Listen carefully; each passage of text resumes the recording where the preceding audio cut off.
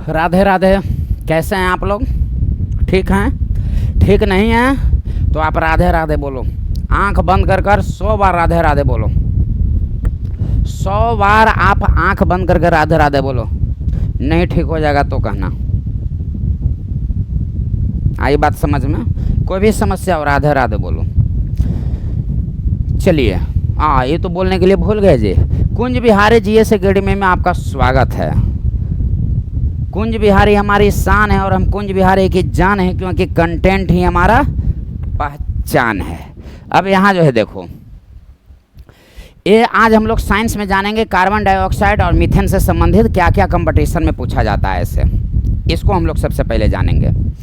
ये carbon dioxide, वैसा question जानेंगे जो जानते हैं, वैसा क्वेश्चन न जानेंगे जो नहीं जानते हैं, मिस्टेक होता है। तो कार्बन डाइऑक्साइड को शुष्क बर्फ कहा जाता है। कार्बन डाइऑक्साइड को शुष्क बर्फ कहा जाता है। अब प्रश्न है कि क्यों कहा जाता है, तो -78 डिग्री सी पर यह ड्राई आइस बन जाता है, इसीलिए इसको शुष्क बर्फ कहते हैं। इसको कहा जाता है मार्स गैस। मार्स गैस कहा जाता है क्योंकि यह दलदल से निकलती है। दलदल से निकलती है मार्स गैस, यानी कि दलदल से निकलती है कौन गैस? तो मीथेन। मार्स गैस किसको कहते हैं? तो मीथेन को कहते हैं, मार्स गैस कहते हैं।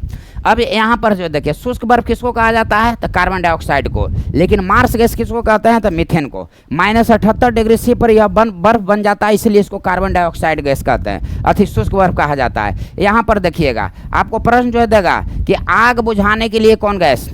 Carbon dioxide gas. आग बुझाने से हम एक स्पेशल पॉइंट बताएंगे। आग बुझाने के लिए कौन गैस? तो कार्बन डाइऑक्साइड गैस। रोटी को फूलने में कौन gas?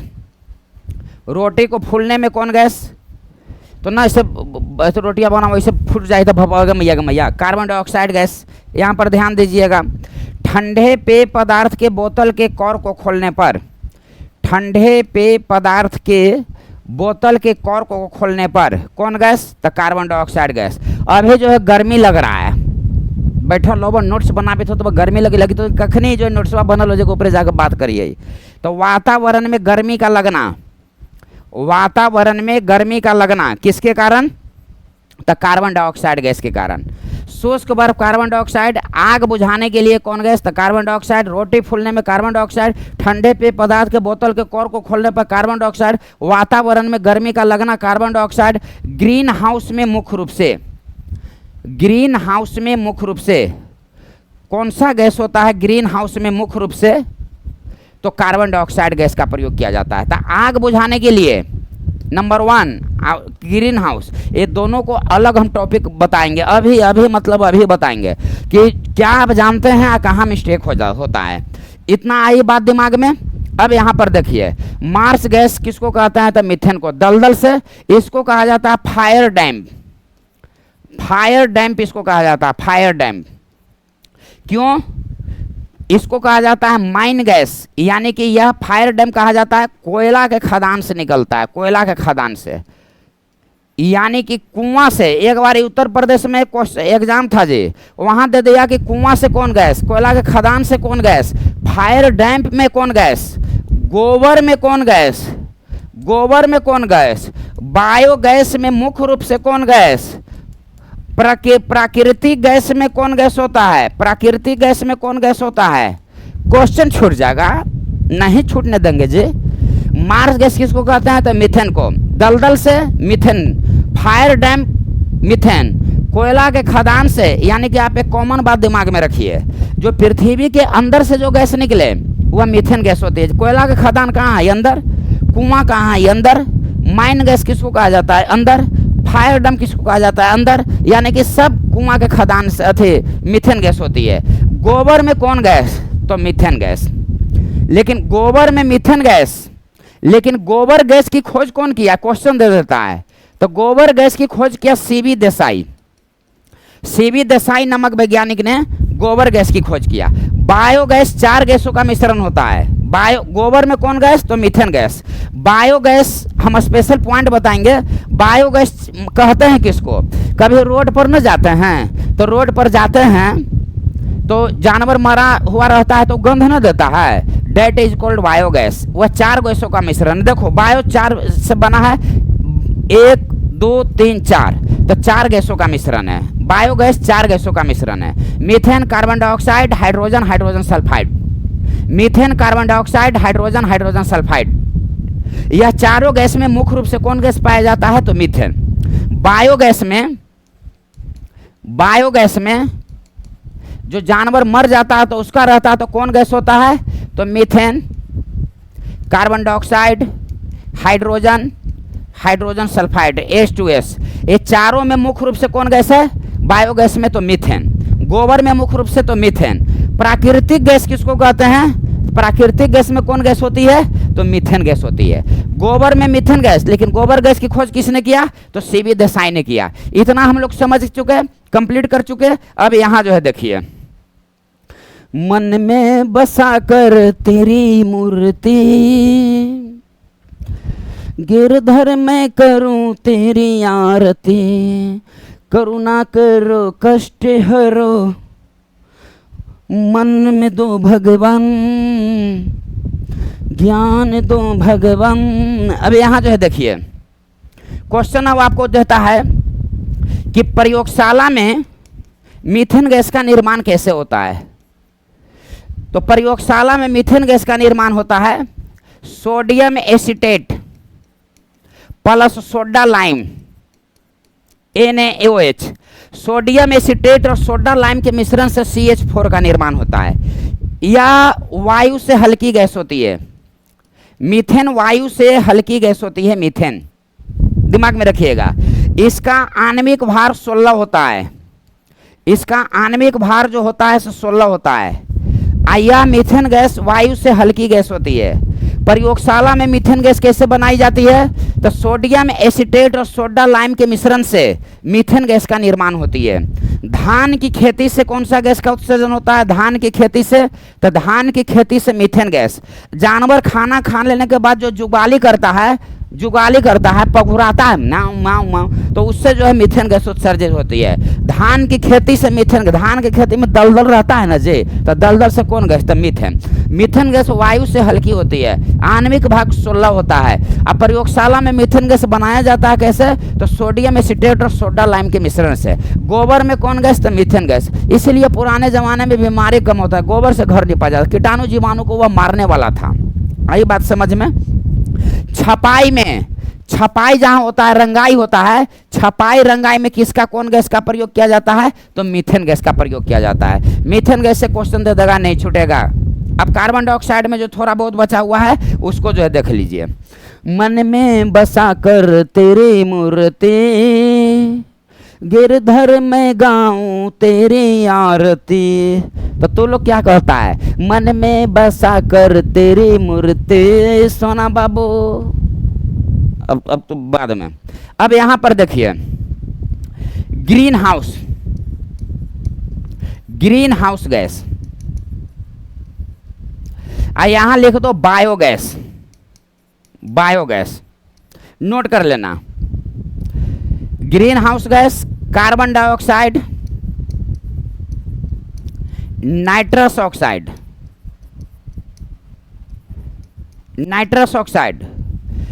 Carbon dioxide, nitrous oxide, methane, ozone, chlorofluorocarbon, ozone, methane, nitrous oxide, CO2। इतना गैस जो है ग्रीन हाउस गैस है, जिसमें से सबसे मुख्य कौन है? तो CO2 है। रोटी फूलने में, ठंडे पेय पदार्थ के बोतल के कॉर्क को खोलने पर सब CO2 गैस उत्सर्जित होते हैं। बायोगैस में कौन कौन है? Methane, carbon dioxide, hydrogen sulphide. आई बात समझ में? इसमें मुख्य रूप से कौन गैस है? तो मीथेन गैस है। मुख्य गैस कौन है? तो क्वेश्चन देता है बायोगैस में, बायोगैस कौन कौन गैस का मिश्रण? तो 4, methane, carbon dioxide, hydrogen sulphide. Biogas में मुख्यतः कौन गैस? तो मीथेन। ग्रीन हाउस गैस कौन कौन गैस होता है? ग्रीन हाउस गैस में मुख्य रूप से कौन गैस था? Carbon dioxide. ये तू बना दू वो बना दे तू, लेकिन ग्रीन हाउस गैस में कौन कौन गैस होता है? यहाँ पर फेरा में फंस जाइएगा। नाइट्रस ऑक्साइड, हंसाने वाली गैस, N2O होता है। NO2 नहीं, NO2 नहीं, N2O, NO2 नहीं, NO2 होता है नाइट्रोजन ऑक्साइड। जो रोड ऐसे पर चलते हैं, जो कोहरा कुहासा जैसा उजला उजला ना दिखाई पड़ता है, वह होता है NO2। या ठंडा के दिन में जो कोहरा गिरता है वह होता है NO2, नाइट्रोजन ऑक्साइड होता है। समझ गए? एक होता है कार्बन मोनोऑक्साइड। कार्बन मोनोऑक्साइड कौन गैस है? तो विषैली गैस है। जब कोयला जलता है, पूर्ण रूप से जल गया तो कोई बात नहीं है। अपूर्ण जब दहन होता है, कोयला जब जलना शुरू होता है तो देखते होंगे अब न बचम, CO गैस विषैली गैस है। तो कोयला के अपूर्ण दहन से कार्बन मोनोऑक्साइड एक विषैली गैस है। कार्बन मोनोऑक्साइड किसको प्रभावित कर देता है? ब्रेन का। अरे बाप रे बाप, अब माथा घूमे लगलो, दिमाग बाप घूमे लगलो। कार्बन मोनोऑक्साइड, गाड़ी के धुआं से जो गैस निकलती है वह कार्बन मोनोऑक्साइड होती है, विषैली गैस होती है। कैंसर के लिए उत्तरदायी भी होती है कार्बन मोनोऑक्साइड। क्वेश्चन छूटने देंगे जी, एकदम नहीं छूटने देंगे जी। अब यहाँ जो है देखिए, मन में बसा कर तेरी मूर्ति, गिरधर में गाऊं तेरी आरती। यहाँ जो है देखिए, इतना हो गया। बायोगैस जान गए, ग्रीन हाउस गैस जान गए, मीथेन से संबंधित, कार्बन डाइऑक्साइड से संबंधित। कार्बन डाइऑक्साइड से संबंधित यहाँ पर नोट करके लिख लीजिएगा। ये है आपका चूना। सही बात है तो है। एक भरवा जो रंगाल रहता है चुनवा से, तो इस चुनमा में हम जल डालेंगे जी। हाँ, तो क्या होगा?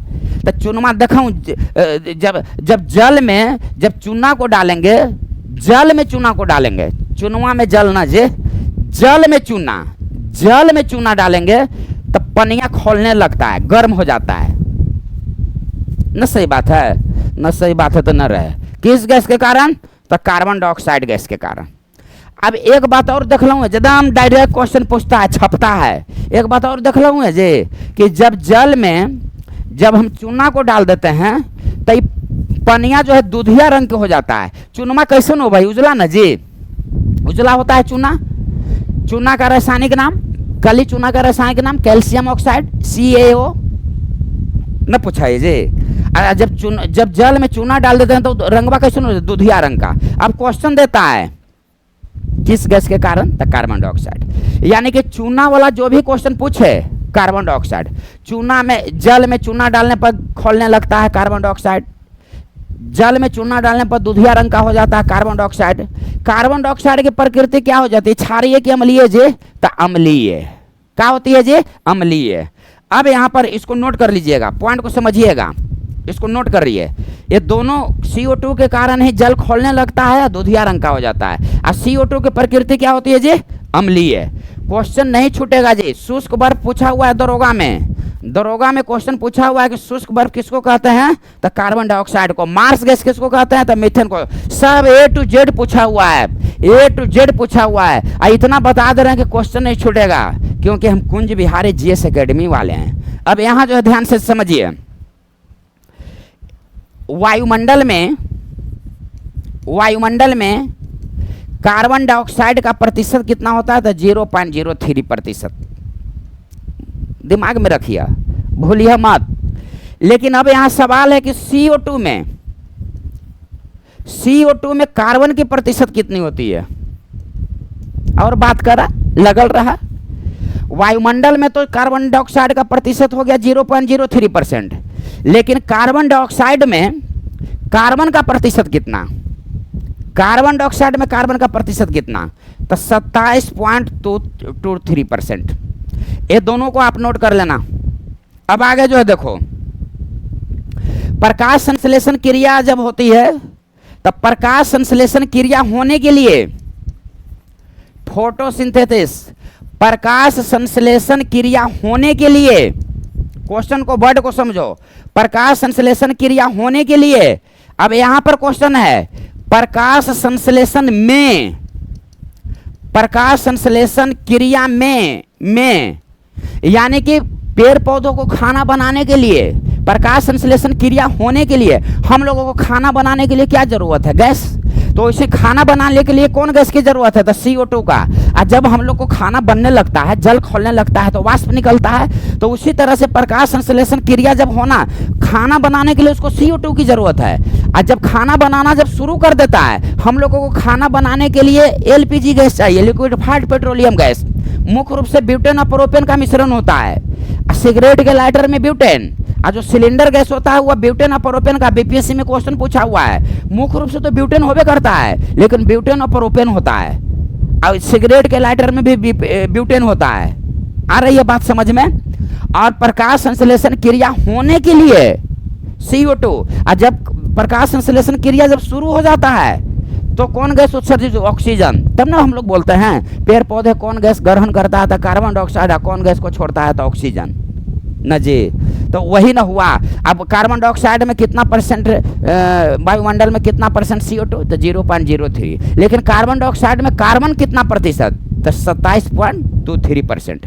इतना हो गया। अब आगे जो है देखिए, क्वेश्चन छूटने देंगे जी। काहे नहीं छूटने देंगे? इसलिए नहीं छूटने देंगे कि मन में बसा कर तेरी मूर्ति। अब यहाँ जो है देखो, नोट करो, आग से क्वेश्चन पूछेगा, आग से संबंधित क्वेश्चन पूछेगा।